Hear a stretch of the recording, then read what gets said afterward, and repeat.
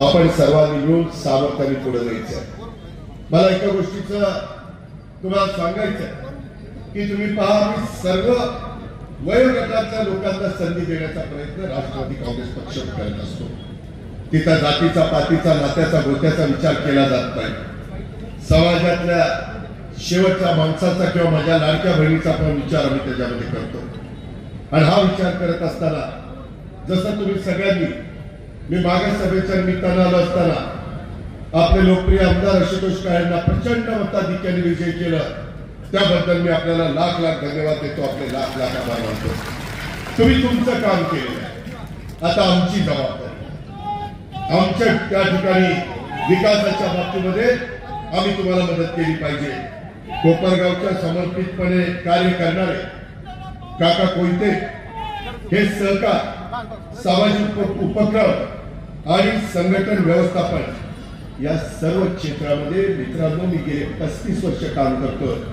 आणि जसं मी सहकारात्मक राजकारणामध्ये आलो, ते सहकारात्मक राजकारणात येत असताना सहकारामध्ये जे धुरंधर, फार बारकाईने अभ्यास करणारे, आर्थिक शिस्त बाळगणारे, आर्थिक शिस्त लावणारे, संस्था अतिशय योग्य पद्धतीने चालवणारे असे जे नेतेगट ओळखले जातात, त्याच्यामध्ये हे अनुभवी नेतृत्व म्हणून कोपरगावकरांना आमचे काका कोयते परिचित आहे। हे आपले नगराध्यक्षाचे उमेदवार आहेत। मी त्यांना विनंती केली, आशुतोषनी मला सांगितलं, मी म्हणलं अतिशय उत्तम उमेदवार आहेत। मला काका म्हणले, अजित पवार माझं वय झालेलं। काका, वय झालेलं नसतं, तुमचा उत्साह, तुमची कामाची पद्धत, तुमचं सगळ्यांना बरोबर घेऊन जाण्याचं एक सामर्थ्य, एक प्रगल्भता ही आम्ही बघितली। गेले अनेक वर्ष सहकार क्षेत्रामध्ये सातत्याने कार्यरत राहून तुम्ही राज्यातल्या सहकारी संस्थांचं, पतसंस्थांचं विविध उपक्रमाच्या माध्यमातून दिशा देण्याचं काम केलेलं आहे, त्याचा मी एक साक्षीदार आहे। आज महाराष्ट्र राज्य पतसंस्था फेडरेशनचे दीर्घकाळ क्रियाशील अध्यक्ष म्हणून त्यांनी पतसंस्थेच्या चळवळीचा अभ्यास, प्रशिक्षण आणि प्रगतीसाठी देशभरात व्यापक संवाद साधलेला मित्रांनो आम्ही सगळ्यांनी अनुभवलेला। समता चॅरिटेबल ट्रस्टच्या माध्यमातून शिक्षण, महिला सक्षमीकरण, क्रीडा, साहित्य, कला तसंच समाजातील विविध घटकांच्या उन्नतीसाठी त्यांचं योगदान सातत्यपूर्ण आपण सगळ्यांनी पाहिलेलं आहे। कोपरगाव तालुका व्यापारी महासंघासोबत काम करताना स्थानिक व्यापार आणि व्यवसाय विकास आणि संघटनात्मक भक्कमपणा यामध्ये देखील त्यांनी अतिशय महत्वाची जबाबदारी पार पाडलेली। अनेक क्षेत्रांचा त्यांना दांडगा अनुभव आहे। सर्वांशी सहज संवाद साधण्याची त्यांची वृत्ती आहे आणि शहर विकासाच्या दृष्टीनं दूरदृष्टी असलेले काका कोयते हे कोपरगावच्या सार्वजनिक जीवनातील एक महत्वाचं नेतृत्व आहे। म्हणून या अनुभवी काका कोयते यांना तरुण, तडफदार, विजनरी नेतृत्व असणाऱ्या आमच्या आमदार आशुतोषची खंबीर साथ आहे। आणि या सर्वांना माजी आमदार अशोकराव काळे यांचं मार्गदर्शन असल्यामुळे कोपरगावचा विकास अधिक वेगाने होईल याबद्दल मला खात्री आहे।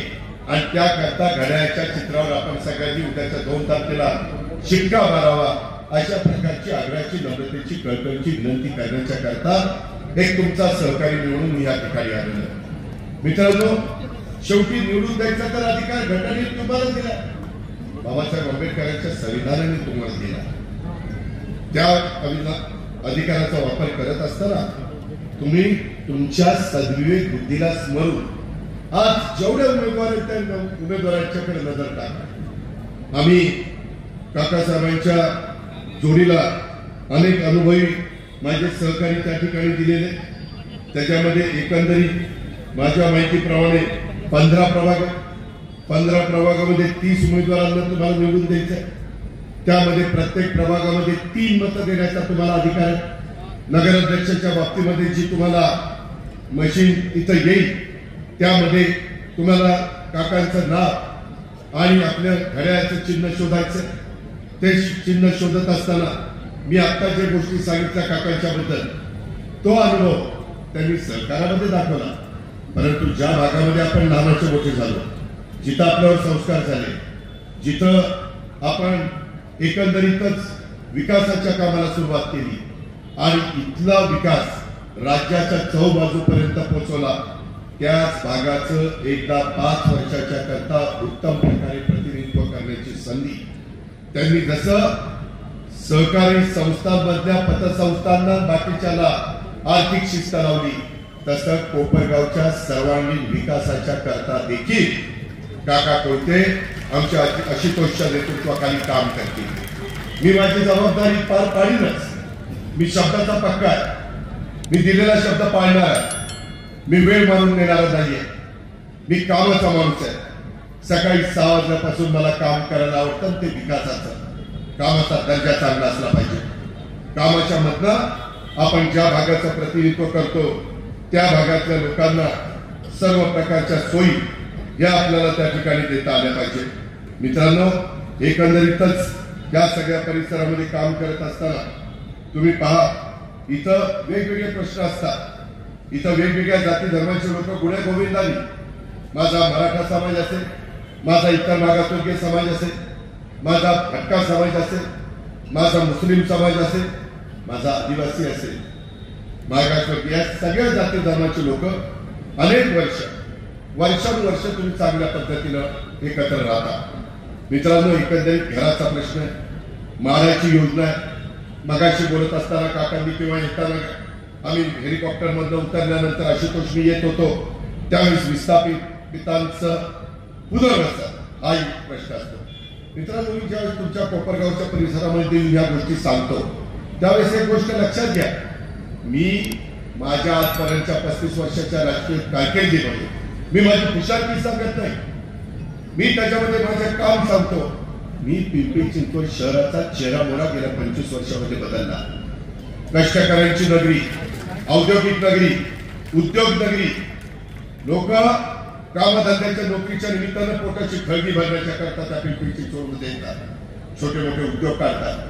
टेल्को असेल, वेगवेगळे मोठे उद्योग असतील ते त्या ठिकाणी आले. काही बाबतीमध्ये लोक आमच्या झोपडपट्टीमध्ये राहतात. त्यांच्याकरता आम्ही एसआरची योजना राबवली, त्यांच्याकरता म्हाडाच्या योजना राबवल्या. केंद्र सरकार आमच्या विचाराचं आहे, एनडीए सरकार तिथं आहे, खाली राज्यामध्ये महायुतीचं सरकार आहे, तिथंही आम्ही एक महत्वाचा घटक म्हणून काम करतो. आज या सगळ्या माध्यमातून काम करत असताना आमच्या गेल्या 35 वर्षामध्ये अनेक ओळखी वाढलेल्या आहेत. सीएसआरच्या निमित्तानं जो काही नफा त्या कंपन्यांना मिळतो, त्या संस्थांना मिळतो, त्याच्यातनं 2% हा सीएसआरचा निधी तुम्हाला विकास कामाला देता येतो. तो निधी आपण आणू शकतो. विद्यार्थ्यांच्या भवितव्याचं स्वप्न साकार करण्याच्या करता या सगळ्या गोष्टी कराव्या लागणार आहेत. या कामाच्या करता, या विकासाच्या करता पाठबळ हे केंद्राचं राज्याचं लागणार आहे. पाठबळ हे आम्हा लोकांचं लागणार आहे. मी आज तुम्हाला या सगळ्यांच्या साक्षीने शब्द देतो, या कामाच्या करता जे काही पाठबळ लागेल, जे काही सहकार्य लागेल ते देण्याच्या करता हा अजित पवार तुमच्या समोर कुठं कमी पडणार नाही याबद्दलचा शब्द देतो.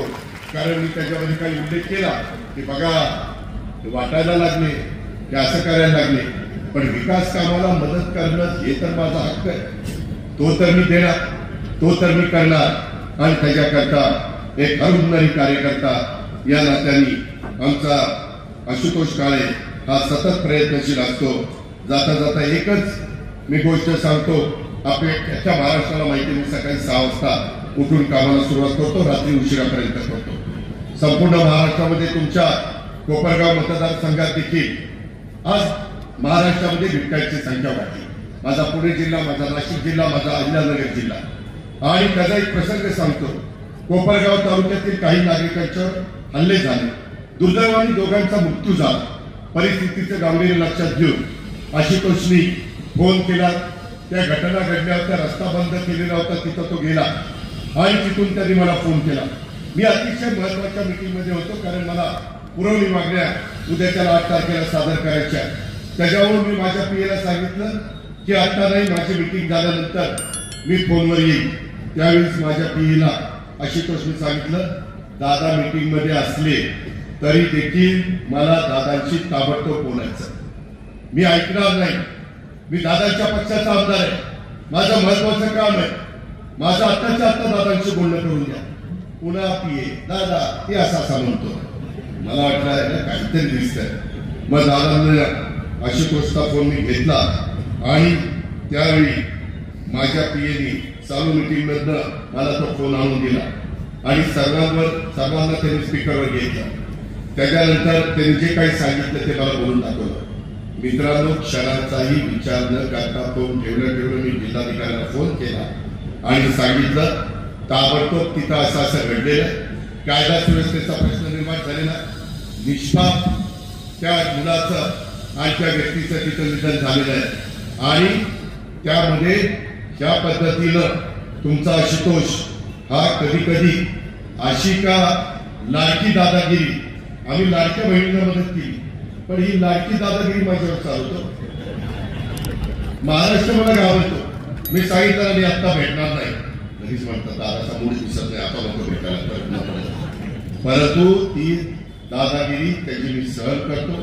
त्याचं कारण ती लाडागी असलेली दादागिरी आग्रह तुमच्या सर्वांच्या काळजीपोटी त्याने त्या ठिकाणी केलेला होता आणि त्याच्यामुळं ती लाडकी दादागिरी मी आनंदाने सहन केली आणि पुढे पण सहन करत राहील. त्याबद्दल तीमात्र शंका मनामध्ये तुम्ही बाळगू नका.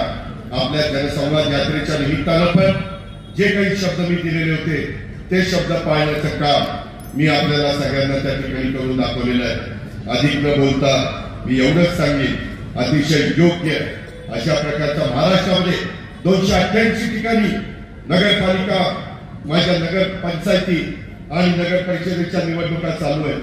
त्याच्यात सगळेच उमेदवार आम्ही दिलेले, परंतु सगळ्यात अनुभवी, सगळ्यात उत्तम, योग्य जर उमेदवाराची आपण चांगली लावायचं ठरवलं तर सगळ्यात उत्तम अनुभवी योग्य उमेदवार, आर्थिक शिस्तीचा उमेदवार काका या ठिकाणी आहे.